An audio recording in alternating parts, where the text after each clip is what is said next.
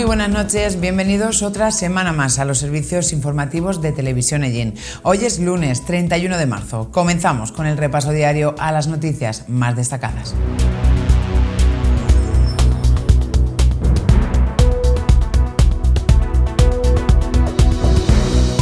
Esta mañana se ha celebrado el pleno ordinario del mes de marzo en el Ayuntamiento de Ellín con 16 puntos a tratar.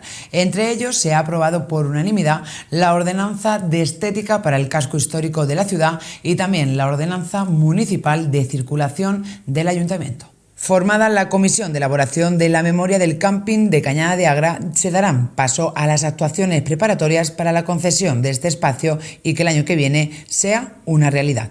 Este es un paso necesario para avanzar con los requisitos que marca el Plan de Sostenibilidad Turística de Ellín, con el objetivo, en este caso, de que en los próximos meses, a ser posible muy poquitos, salga a licitación el pliego del camping de Cañada de Agra y el año que viene podamos tener la infraestructura terminada. Así que pasamos a la votación. ¿Votos a favor?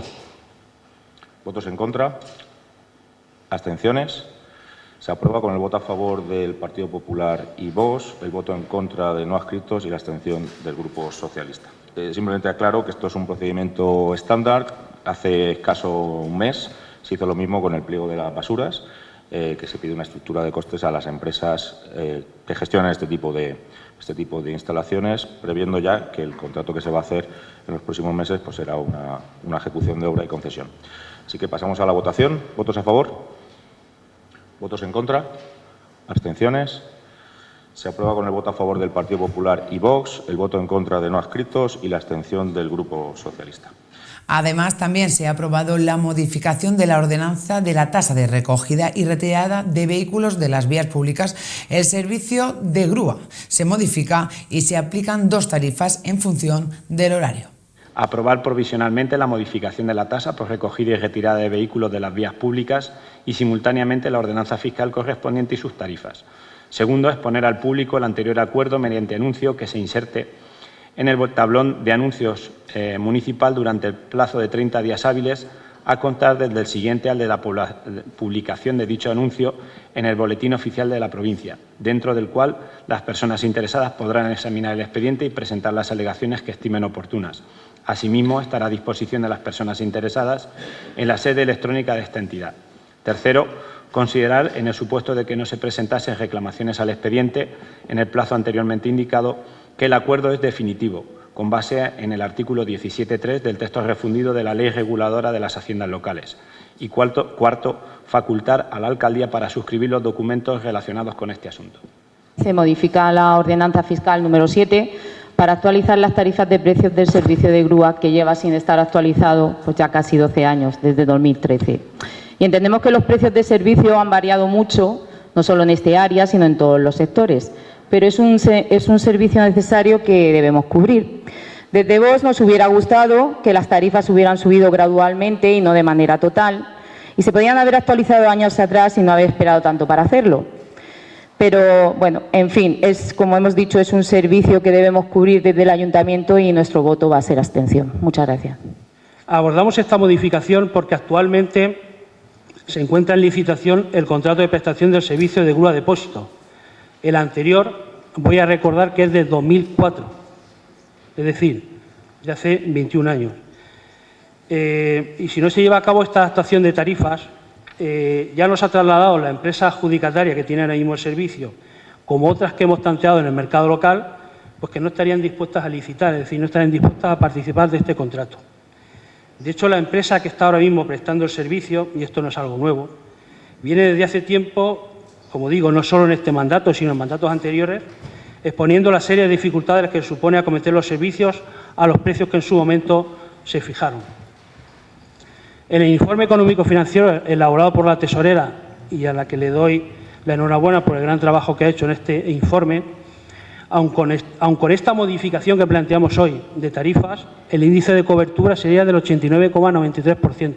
Es decir, que teniendo en cuenta el total de costes del servicio, que son 69.907,45 euros, y la previsión de ingresos, que son 62.870 euros, cubriríamos la prestación de servicios solo hasta el 90%, porque además la normativa de Haciendas Locales establece que el importe de la tasa por prestación de un servicio o por realización de una actividad no podrá acceder en su conjunto del coste real o previsible del servicio de actividad. Por tanto, como digo, es necesario acometer esta modificación de la ordenanza. Se desestiman las alegaciones presentadas por el Partido Socialista y Comisiones Obreras Albacete al presupuesto municipal 2025 por omitir el crédito necesario para cumplimiento de obligaciones exigibles a la identidad local y por ser insuficientes los ingresos en relación a los gastos presupuestados. El consistorio explica cómo se han calculado las cuentas sobre los tributos del Estado y se aprueba definitivamente el presupuesto del Ayuntamiento de Llín. Previsión inicial presupuestada ha sido de 9.768.085,48 euros.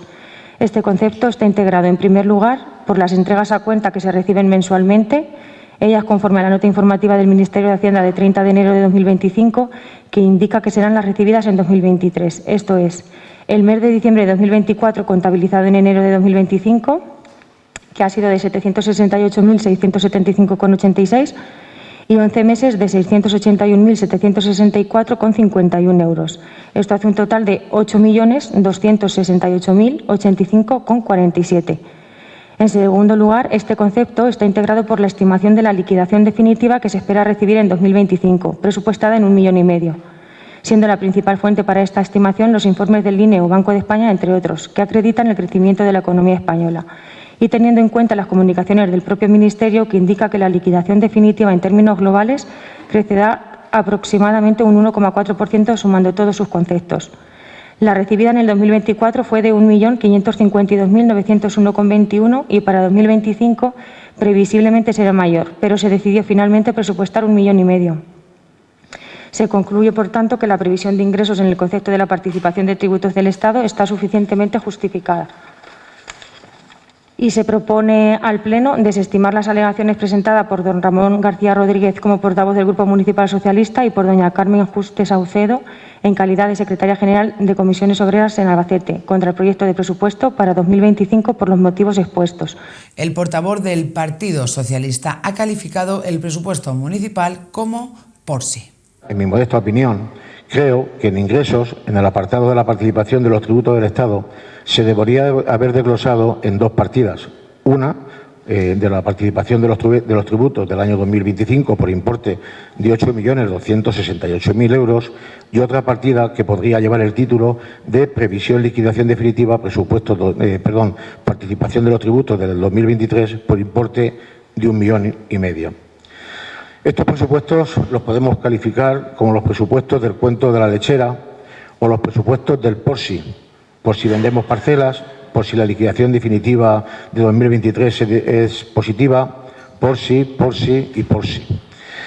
Pero lo que está meridianamente claro es que el 10% del presupuesto, 2.200.000 euros, están en el aire. Al final, un presupuesto es una propuesta política basada en unos documentos técnicos que lo sustentan con datos objetivos y previsiones, obviamente. Entonces, yo creo que eso queda suficientemente claro y creo que tiene que quedar fuera del debate político. A mí, yo simplemente ya, una vez, antes de pasar a la votación, me ha gustado lo del presupuesto del PORSI. Eso me lo quedo. El presupuesto del PORSI me ha gustado, se lo tengo que decir. Porque yo creo que los presupuestos tienen que ser un por sí. Por sí, vamos a empezar a trabajar. Por sí, vamos a hacer una previsión. Y por sí, al final los por sí llegan si se trabaja y se hace una previsión. Y hay que estar preparado. Así que estos son los presupuestos del por sí. En cuanto a la moción presentada por el Partido Socialista contra el incremento de aranceles a las exportaciones de Castilla-La Mancha, ha sido aprobada después de un largo debate entre los grupos políticos. El alcalde de Llín, antes de levantar la sesión plenaria, ha querido anunciar a la ciudadanía que empezarán las negociaciones para que el ayuntamiento adquiera el Teatro Victoria. Sí quiero anunciar, bueno, no un anuncio, realmente es una comunicación. La familia propietaria del Teatro Victoria se ha puesto en contacto conmigo, con el alcalde, pero principalmente con el ayuntamiento, haciendo un ofrecimiento de que el ayuntamiento de Llín adquiera la propiedad del Teatro Victoria. Les anuncio, no les puedo anunciar mucho más, que se van a empezar conversaciones para ver cuál es la fórmula o cuál es la forma que podría ser para que el pueblo de Llín, no el ayuntamiento, sino el pueblo de Llín pudiera disfrutar de esa infraestructura durante más años. Así que cuando se avancen esas negociaciones, obviamente a los portavoces municipales les iré anunciando pues, las condiciones que me plantean, las fórmulas que se pueden ver también con los servicios de Secretaría de Intervención del Ayuntamiento, a ver qué fórmulas podemos para que el pueblo de Ellín asegure que tiene una infraestructura como es el Teatro Victoria a su disposición durante muchos años más.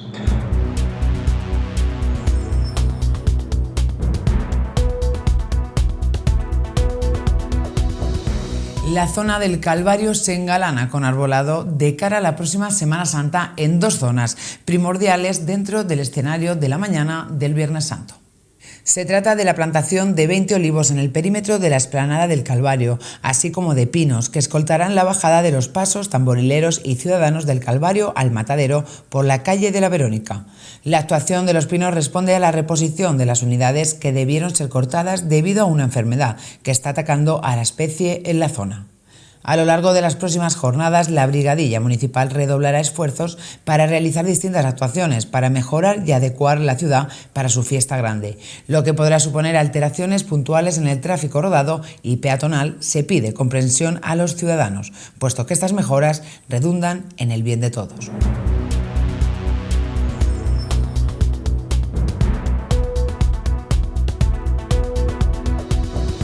El lunes 7 de abril, dentro del ciclo de música religiosa, el convento de franciscanos recibirá el concierto titulado Músicas medievales del Milagro de Iso, inspirado en la literatura de milagros del siglo XIII. ¿Cómo sacó Santo Domingo a Joan, buhón comerciante de los Montes Claros de Marruecos? En la era sobredicha vino a Santo Domingo don Joan, un buhón morador de Iso, aldea de Ellín, e dijo que un miércoles de noviembre de 1283 años, que iba a comprar grana a Socobos, un castillo de moros que era de la orden de Euclés, y pasando por Alcantarilla del río Segura, encontróse con Mahomac a buscar al mocadén o capitán de vera, el cual llevaba consigo 12 peones moros, y cautivó a este don Joan y llevólo a Vélez Blanco y metiólo en una cárcel. Estuvo allí 5 días y después llevólo a Almería y vendiólo a un moro que era mercader de Ceuta, que tenía por nombre Ahmed, por 5 doblas y media. Y metiólo en la cárcel. Estuvo allí 30 días, tras lo cual llevóselo a Ceuta, donde moró 10 días y después vendiólo a otro moro de la ciudad de Salé, al norte de Rabat, que decían Braén por 5 doblas y media. Bueno, este es el principio, Víctor, de un milagro que hemos recogido en un morador de la aldea de Iso, de Ellín, en 1283, y que forma parte de un libro mayor que, bueno, en realidad es un manuscrito, ¿no? En aquella época no había libros todavía, que habla de 4 milagros de Santo Domingo a moradores tanto de Ellín, de Iso y de Tobarra. Gracias a esta transcripción conocemos algunos de los primeros cristianos de la época en nuestra zona. Conocemos nombres de moradores de aquí, no conocíamos a ninguno. Ya sabemos que hay 2 personas, Joan el Buhón o Joan Fernández, que es otro que también intercedió Santa María y Santo Domingo, o Gilot de Tobarra. Sabemos ya esos nombres. En segundo lugar, pues no queda prácticamente nada de información sobre el Ellín del siglo XIII de personas nuestras y prácticamente ningún documento. Todo prácticamente se ha perdido. Queda algo en los cartularios de Alfonso XIII, algunas, digamos, relaciones indirectas, algún codicilo, que es un código que habla indirectamente de Ellín, pero propiamente de gentes de Ellín no había nada. Entonces, es que estamos retrotrayéndonos al primer Ellín, que Ellín prácticamente en 1243 forma parte, digamos, a partir de ese momento de la corona de Castilla, cuando la ceden al infante Alfonso, que luego será Alfonso X el Sabio. 1265, tras una rebelión de mudéjares, se producen las primeras repoblaciones en esta zona, en el Reino de Murcia, y estamos en 1283, estamos al inicio. Esta gente probablemente serán los primeros pobladores cristianos que llegaron allí, no hijos de los primeros pobladores cristianos. Entonces es llegar a los orígenes de nuestra villa, porque en realidad lo que existe arriba de los restos romanos, eso no era Ellín, eso dependería, era una villa romana que dependería casi con toda seguridad de Ilunun, allá abajo a 14 kilómetros, pero eso no tenía que ver nada con Ellín. Músicas medievales del Milagro de Iso acompañarán estos relatos con el acompañamiento musical de Antonio del Carmen y José Ramón Sáez, con las violas medievales de Ignacio Portillo, con viruelas medievales y también la voz de la soprano de Paloma Gallego. Para nosotros es extraordinario que podamos reconstruir nuestra historia de esta forma, y lo vamos a hacer leyendo este relato y haciendo músicas en torno a este relato de milagros, también algunas de ellas muy vinculadas con la zona geográfica donde estamos, con Tobarra, con Ellín, con Alcaraz, porque es que hay milagros también medievales contenidos en las cantigas de Santa María, con músicas de milagros de esta zona. Entonces es recuperar un mundo sonoro, y sobre todo a mí lo que me gusta mucho de este relato es que nos cuenta, digamos, de una manera muy exhaustiva cómo se veía el mundo y cómo era el mundo a finales del siglo XIII. Me gusta mucho la descripción que hace, por ejemplo, del norte de África, de cuando estuvo Joan preso como esclavo en el norte de África, en Salet, y nos habla un poco de las costumbres de allí, de qué comía, es decir, que es un testimonio que le dictó cuando fue a llevar sus argollas al monasterio de Silos al monje Pedro Marín, y el monje Pedro Marín la recogió, la puso en papel y ha estado pues hasta el siglo XXI. Con la música introducirán a los espectadores en el ambiente de la época, en el convento de franciscanos, que será a las 8:30 de la tarde. La música despierta una serie de sensaciones que el texto por sí solo no puede despertar, porque la música, digamos que tiene un lenguaje que no necesita diccionario, como decía Stravinsky, y te transmite lo que acabo de decir, sensaciones que no transmite simplemente en la lectura del texto. Vamos a elegir, como digo, músicas vinculadas estrictamente a esta época. Las cantigas de Santa María son de 1270-75 y el milagro de 1283. Es decir, esta era la música que se escuchaba en aquella época, evidentemente en ambientes más cortesanos o áulicos que músicas populares, pero también vamos a hacer una pieza de música popular para que la gente que vaya al concierto vea cómo se bailaba y cómo se disfrutaba con la música popular de ese finales del siglo XIII. Somos 4 intérpretes: Paloma Gallego, que viene de Albacete, Ignacio Portillo, que viene de Murcia y que tocará las vihuelas medievales, y José Ramón Sáiz y yo, Antonio del Carmen, que tocaremos las violas medievales. Entonces cada uno tiene su cometido y entre todos hemos construido este concierto de unos 40 a 45 minutos de duración. La entrada es libre hasta completar aforo. Afortunadamente este concierto forma parte de la Semana de Música Religiosa que organiza nuestro ayuntamiento entre el 6 y el 10 de abril, si no recuerdo mal, y este concierto es el segundo concierto, concretamente el lunes 7 de abril a las 20:30 en Los Franciscanos, en el antiguo convento de los franciscanos. Y evidentemente, al ser una actividad que organiza en su 24 edición el ayuntamiento, pues es una actividad gratuita. En el año de la era sobredicha de 1285 vino a Santo Domingo don Johan, un buhón morador de Iso, aldea de Ellín.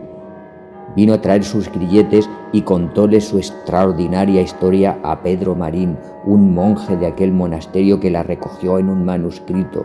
Ven a conocer esta extraordinaria historia de milagros de Santo Domingo de Santa María y de viajes a tierras incógnitas de don Johan y las músicas que sonaban en aquel contexto histórico.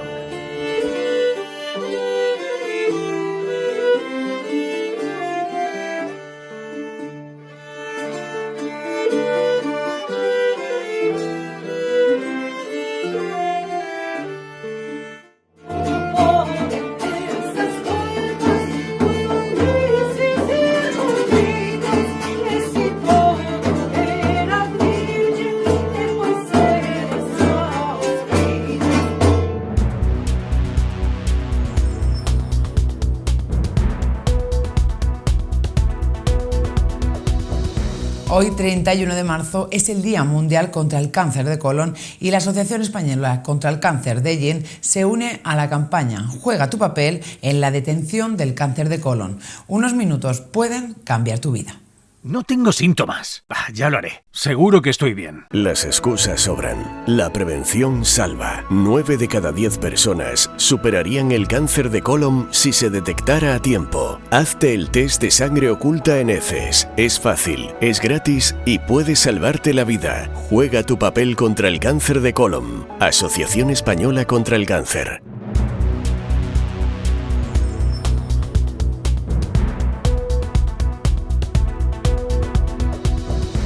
La Cofradía del Santísimo Cristo de la Humildad y Paciencia y María Santísima de la Paz ha vivido un fin de semana de unión entre sus cofrades, con diferentes actividades. Entre ellas, la cofradía ha tenido el honor de compartir un momento especial y lleno de significado, como es la presentación del cartel de la imagen titular María Santísima de la Paz 2025.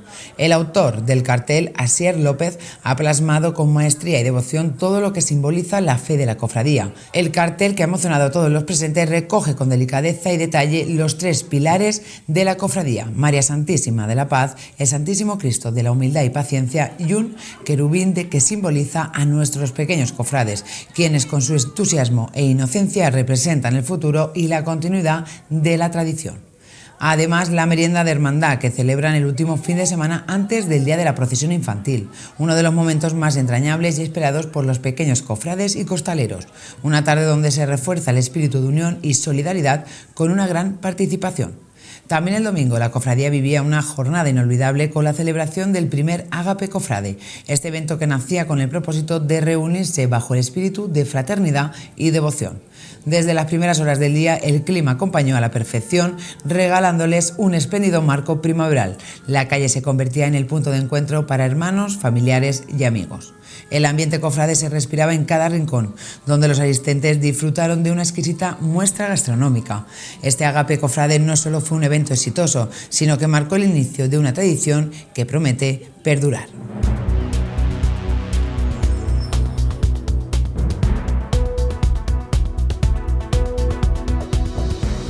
Y en el ámbito regional, el consejero de Hacienda, Administraciones Públicas y Transformación Digital, Juan Alfonso Ruiz Molina, explica que los 76 millones de superávit con los que ha finalizado Castilla-La Mancha el ejercicio de 2024 son una desviación positiva del 0,6%. Estos 76 millones de euros de superávit suponen una desviación positiva del 0,6%, si lo comparamos con el presupuesto que finalmente fue aprobado para este ejercicio, que ascendió a 12.473 millones de euros. Por lo tanto, sí que puedo afirmar que nos ajustamos al 100% del compromiso que adquirimos para este año. Con estos 76 millones de superávit podemos decir que somos la tercera comunidad autónoma que más esfuerzo ha realizado para corregir la situación respecto al ejercicio 2023. Ruiz Molina ha hablado de la congelación fiscal a lo largo de 2024, año en el que no se subieron en absoluto los impuestos. Y si hablamos de la congelación fiscal a lo largo del 2024, no se subieron en absoluto los impuestos, y podemos decir además que somos la tercera comunidad autónoma con la presión fiscal más baja, y además una de las comunidades autónomas que menos impuestos propios tiene. Y en relación con el endeudamiento, con la deuda pública, tengo que recordar que somos también la tercera comunidad autónoma que más ha reducido su peso en relación con el PIB regional desde que gobierna García Paje, según los datos además publicados hoy mismo por el Banco de España. Concretamente, según los datos que ha publicado hoy el Banco de España, nuestra ratio de endeudamiento se ha reducido en 6,3 puntos porcentuales. Es decir, que hemos pasado de una ratio de endeudamiento del 35,4 en junio de 2015 a una ratio del 29,1, según los datos que ha publicado hoy el Banco de España, en diciembre del 2024. Por lo tanto, son casi 4 puntos más de bajada con respecto a lo que ha sido la media nacional, que ha pasado en esas mismas fechas del 23,7 al 21,1%.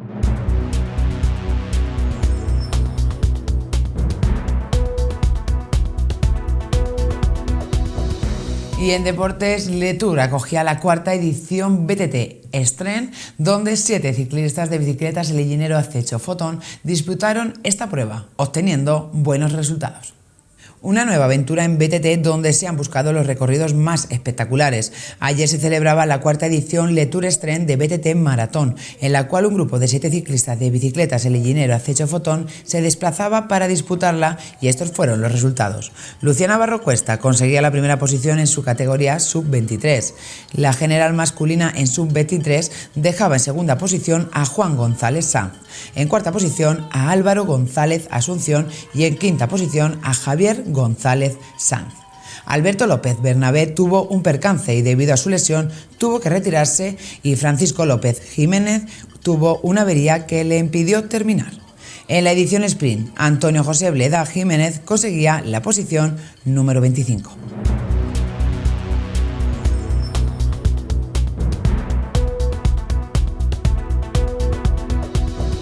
El boxeador ellinero Mario Ortuño Jiménez se ha proclamado vencedor de la velada interregional celebrada en Murcia. Mario Ortuño, boxeador ellinero entrenado por David Pérez Vizcaíno, se proclamaba el sábado 29 de marzo ganador de la velada interregional celebrada en Murcia. El ellinero explica a Televisión Ellín que el último combate donde quedaba subcampeón de la región no pudo conseguir la victoria, por lo que se enfocó más en la preparación sin tener oponente. Unos meses duros y además cuando ya tuvo conocimiento del oponente, que era fuerte y llevaba varias peleas más que Ortuño, lo que decidió que su preparación fuese más seria y más fuerte y así se notara en el cuadro del combate, disciplina y constancia, que dieron ese resultado este sábado en Murcia. El boxeador ellinero cuenta que se sintió muy a gusto en el ring y se plantó bastante bien, por lo que la victoria fue por decisión unánime. Ahora toca prepararse para la siguiente competición. ¡Felicidades!